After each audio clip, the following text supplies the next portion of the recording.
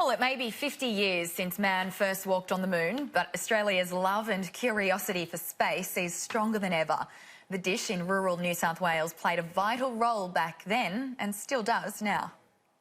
From sheep paddocks and fields of wheat to a state-of-the-art radio telescope, the rural town of Parkes in the central west of New South Wales is a national hub for both agriculture and space technology. We have a unique view into the southern skies, which means when we're looking at space and space exploration, it actually supports those missions because we're allowed to follow the sun. Today, the town with a population of 11,000 hosted astronomy experts, science gurus and world leaders.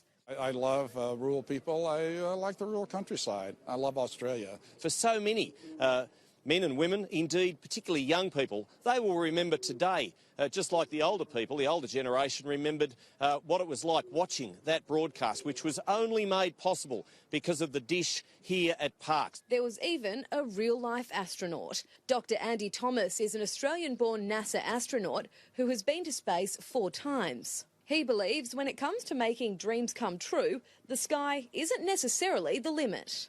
And don't give up. That's the main thing. Just don't give up.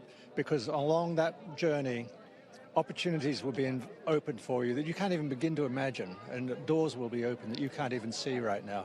And you'll have a great adventure.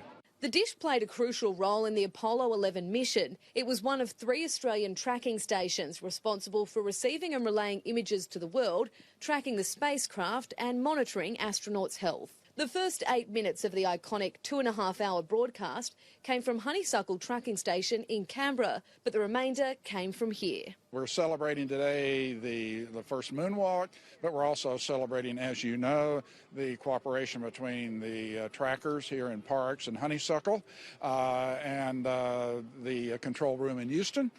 The dish has come a long way since being built almost 6 decades ago. Over 6,000 people have come out to celebrate everything it's achieved so far and everything still to come. I think Australia has the technical knowledge, the educational background and the industrial infrastructure to contribute to almost any area of spaceflight that it wishes. The CSIRO Parkes Radio Telescope continues to provide support, tracking spacecrafts for NASA. That includes the Voyager 2 probe, which entered interstellar space in 2018. Now, Australia also has its own growing domestic space sector, currently valued at $4 billion. But that value is expected to rise to $12 billion by 2030. There's a range of ways that we will grow the economy. And it comes back to this massive transformation of the space economy. It's no longer the realm of governments alone that are trying to go to space. It is now businesses, small, medium and large, that can develop their own technologies. But not only helping NASA land on the moon, Australian science did things like inventing Wi-Fi.